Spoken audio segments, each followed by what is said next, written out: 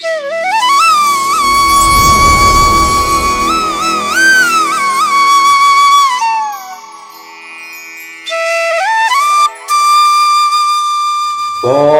శ్రీ సచ్చిదానంద సమర్థ సద్గురు సాయినాథ్ మహారాజ్ కి జై. ముందుగా సాయి భక్తులందరికీ నమస్కారం అండి. వీడియో చూస్తున్న ప్రతి ఒక్కరిపైన ఆ సాయినాథుని ఆశీస్సులు ఉండాలని, ఆ బాబా గారి దయ వల్ల ప్రతి బాబా భక్తుడు కూడా ఆనందంగా తన జీవితాన్ని జీవించాలని మనస్ఫూర్తిగా కోరుకుంటూ ఈ వీడియోను అయితే స్టార్ట్ చేస్తున్నాను ఫ్రెండ్స్. ఎప్పటిలాగే ఈరోజు కూడా బాబా గారు తన బిడ్డలకి మరొక చక్కటి సందేశాన్ని అయితే తీసుకొచ్చారండి. ఈ సందేశంలో బాబా గారు ఏమంటున్నారో తెలుసా? తల్లి, నీ జీవితం అందమైన హరివిల్లులా మారబోతోందమ్మా. ఇప్పటి వరకు నువ్వు పడ్డ కష్టాలన్నీ కూడా మాయమైపోతాయి. నీకు అదృష్టాన్ని ప్రసాదించబోతున్నాను తల్లి, వెంటనే ఇది విను అని బాబాగారు అంటూ ఉన్నారండి. ఇప్పటి వరకు తన బిడ్డలు అనుభవించినటువంటి కష్టాలకు ఇది ముగింపు అని బాబాగారి ఉద్దేశం. అయితే బాబాగారు తన బిడ్డలకు ఏ విధంగా ఈ అదృష్టాన్ని ప్రసాదించబోతున్నారు, ఏ విధంగా వారి జీవితాన్ని ఒక అందమైన హరివిల్లులా మార్చబోతున్నారు, స్వయంగా ఆ తండ్రి మాటలలోనే విని తెలుసుకుందాం. బాబాగారు తన బిడ్డలతో ఈ విధంగా చెప్తూ ఉన్నారండి. తల్లి, ఇక అన్నీ నువ్వు కోరుకున్నట్టే జరుగుతాయి. నీ జీవితం అందమైన హరివిల్లులా మారబోతోందమ్మా. నీకు అదృష్ట తలుపులు తెరవబోతున్నాను తల్లి. నీ సాయి చెప్పేది పూర్తిగా విను. మౌనంగా శ్రద్ధగా నీ సాయి చెప్పేది వింటే నీకే అర్థమవుతుంది తల్లి.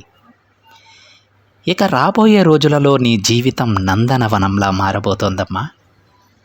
ఇక నీకు ఆనంద గడియలు మొదలయ్యాయి. అసలు జీవితం అంటే ఏంటో తెలుసా బిడ్డ? ప్రాణంతో ఉండడమా, లేక ఆనందంగా ఉండటమా? పేరు ప్రతిష్టలు పొందడమా, లేక డబ్బు సంపాదించడమా?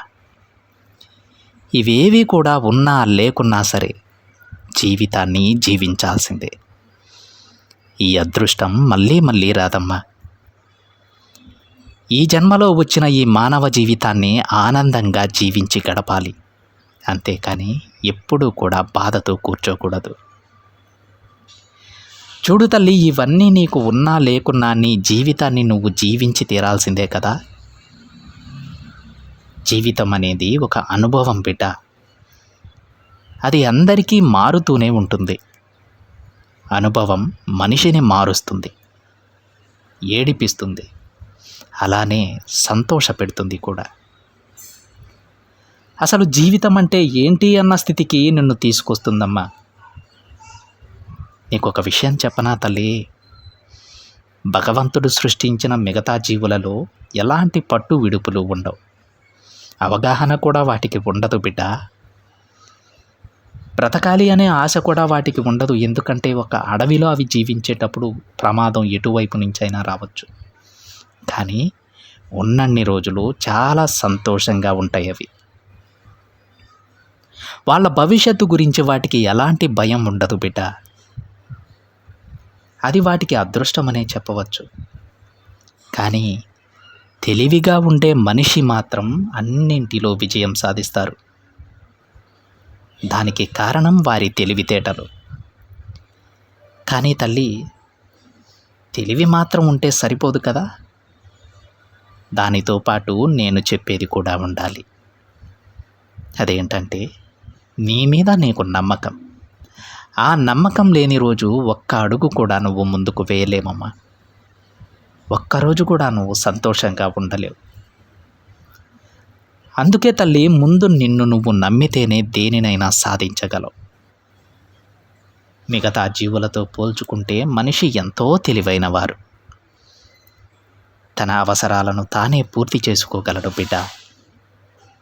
ఏది మంచో ఏది చెడో తెలుసుకోగలరు. సుఖ దుఃఖాలను మోయగలరు. ఇంకా ఎక్కువగా ఆలోచనా శక్తిని కలిగి ఉంటారు. కానీ తల్లి, ఒక్క విషయం గమనించు.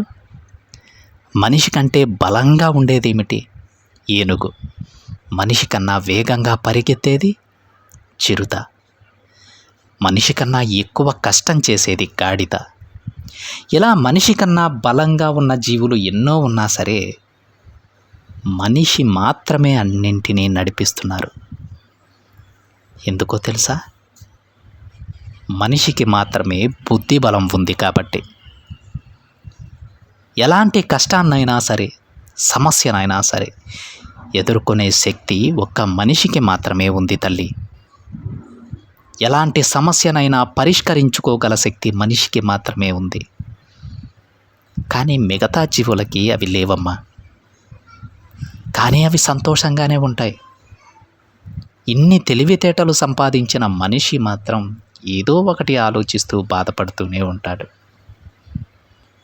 చూడు బిడ్డ, ఎప్పుడూ కూడా నమ్మకం అనే ఆకాశాన్ని నీ దగ్గర ఉంచుకో. ఆకాశంలో హరివిల్లు వచ్చినప్పుడు ఎంతో అందంగా ఉంటుంది కదా తల్లి. అలానే నమ్మకం అనేది జీవితంలో బలపడినప్పుడు ఆనందకరమైన జీవితం ఉంటుంది. స్థిరమైన నమ్మకాన్ని నీ మనసులో నిలుపుకుంటే నువ్వు దేనినైనా సాధించగలవు. ప్రతి రాత్రి తరువాత వచ్చే ఉదయం కొత్త రోజే బిడ్డ. ప్రతి క్షణం, ప్రతి నిమిషం ఎంతో విలువైనది. ఈరోజు ఉన్నట్లు రేపు ఉండదు తల్లి. ఇప్పుడు నువ్వు దుఃఖంలో ఉండవచ్చు తల్లి, కానీ రేపు తప్పకుండా నవ్వుతావు. ఇదే విధి. ఇక్కడ ఏదీ కూడా శాశ్వతం కాదు. దేనినైనా మార్చగలిగే శక్తి భగవంతునికి, ఆ కాలానికి మాత్రమే ఉంది. ఇప్పుడు నీ జీవితం ఎండిపోయిన పూల తోటలా ఉందని బాధపడకు. దానిని అందమైన పూల తోటగా మార్చడానికి నాకు ఒక్క క్షణం చాలు బిడ్డ. అందుకు నువ్వు నాకు ఏం చేయాలో తెలుసా తల్లి? పెద్ద పనేం కాదులే. నాపై నమ్మకంతో ఉంటే చాలు. నిజాయితీగా, నమ్మకంగా ఉండు. నీకోసం నువ్వు నిజాయితీగా ఉండు. ఇక నీ కష్టాలు, బాధలు అన్నీ నేను తీరుస్తానమ్మా. ఇప్పటి వరకు నువ్వు ఇతరుల కోసమే జీవించావు కదా. కానీ ఈ రోజు నుంచి, ఈ క్షణం నుంచి ప్రతి క్షణం నీ కోసం జీవించు. నేను ఎప్పుడూ నీతోనే ఉంటాను తల్లి. నిన్ను వదిలి ఎక్కడికి వెళ్ళను. నీ జీవితం నీ చేతుల్లోనే ఉందన్న విషయం గుర్తించు.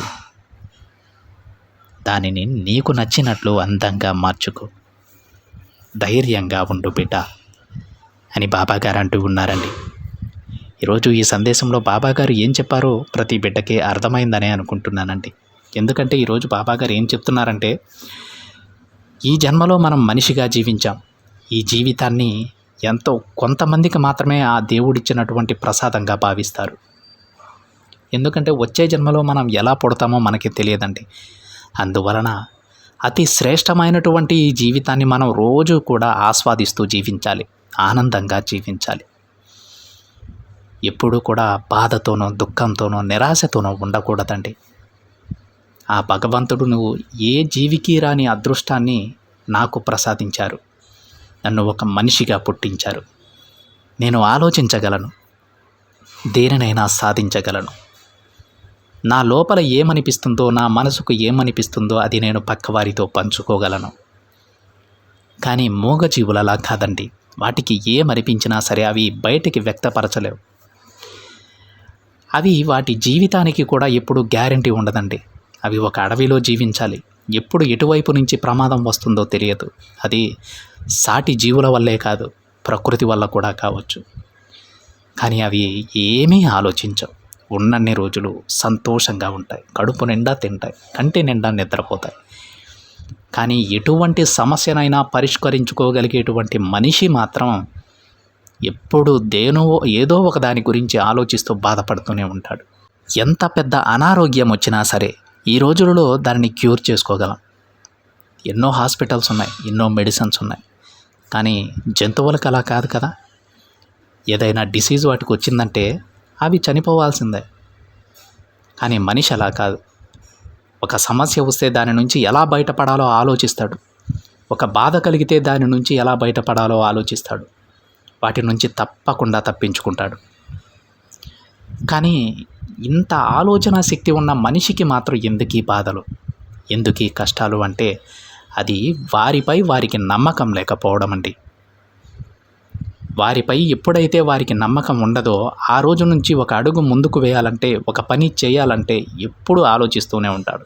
ఒకవేళ ఇందులో విజయం సాధిస్తామా లేక ఓడిపోతామా, ఓడిపోతే నా పరిస్థితి ఏమిటి అని ఇదే ఆలోచన. ఏ పనినైనా సరే మనం మొదలు పెట్టేటప్పుడు తప్పకుండా ఇందులో నేను గెలుస్తాననే నమ్మకంతోనే మొదలు పెట్టాలి. సింహం అడవిలో వేటకి వెళ్ళేటప్పుడు దానికి ఆహారం దొరుకుతుందో లేదో తెలియదండి, కానీ వేటాడాల్సిందే, ఖచ్చితంగా వెతకాల్సిందే. అలాగే మనిషి కూడా ఏదైనా పని మొదలు పెట్టేటప్పుడు అందులో గెలుస్తామో లేదో అనేది ఆ విషయం మనకు తెలియదు. అది అంతా భగవంతుని ఆయన లీల, ఆయన కరుణపై ఆధారపడి ఉంటుంది. కానీ మనం చేయవలసింది ఏంటో తెలుసా? తప్పకుండా నేను ఇందులో విజయం సాధిస్తాననేటువంటి నమ్మకంతో ముందుకు వెళ్ళాలి. నమ్మకంతో ముందుకు వెళ్ళిన సింహానికి ఎలా అయితే ఆహారం దొరుకుతుందో, నమ్మకంతో మొదలుపెట్టే పనిలో కూడా విజయం సాధించగలరండి. ఈ విషయాన్ని ఎప్పుడూ మర్చిపోవద్దు. మరి అందులో విజయం సాధించడానికి, మన లక్ష్యాన్ని మనం చేరుకోవడానికి దారి ఎవరు చూపిస్తారు అంటే ఇంకెవరు? మనం ఎంతగానో నమ్ముకుంటున్నటువంటి, ఎంతగానో అభిమానిస్తున్నటువంటి, మన తండ్రిలా పూజించుకుంటున్నటువంటి మన బాబా గారే చూపిస్తారు. ఒక్క దారి కాదు, 100 మార్గాలు చూపిస్తారు. దాని గురించి మీరు ఏమీ ఆలోచించవద్దు. మన జీవితంలో మనం గెలుస్తున్నామనుకుంటాం, కానీ గెలిపించేది ఆ భగవంతుడు. మనం ఎలా జీవించాలో నిర్దేశించేది ఆ భగవంతుడు. మనం చేయవలసిందల్లా మన ప్రయత్నం మనం చేయడమే. ఆ ప్రయత్నంలో విజయం సాధించేలా బాబాగారు మనల్ని ఆశీర్వదిస్తారండి. ఇక మీరు దేని గురించి ఆలోచించకుండా బాబాగారు చెప్పినట్టు ముందు మిమ్మల్ని మీరు నమ్మండి. దేనినైనా సాధించగలననేటువంటి ఆ నమ్మకాన్ని మీలో దృఢపరుచుకోండి. ఇక ఎక్కడికి వెళ్ళినా, ఏ పని మొదలుపెట్టినా, ఎంతమందిలో మీకు కాంపిటీషన్ ఉన్నా సరే మీరు తప్పకుండా గెలిచి తీరుతారు. ఆ విధంగా ఆ తండ్రి తన బిడ్డలందరినీ ఆశీర్వదిస్తారు. అర్థమైంది కదా ఫ్రెండ్స్? ఇదండి ఈరోజు బాబాగారి సందేశం. బాబాగారి వాక్కు నిజమని మీరు నమ్మితే తప్పకుండా వీడియోనైతే ఒక చిన్న లైక్ చేయండి.